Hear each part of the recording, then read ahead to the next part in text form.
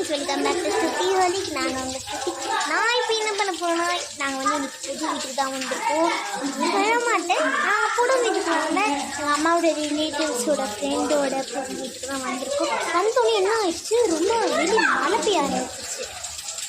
வெளியே மழை நிறைய ஆரம்பிச்சிச்சு. இங்கே பாருங்களேன், வீடை நான் காமிச்சது முன்னாடி அவன் மழை எப்படி வந்துருக்காங்க.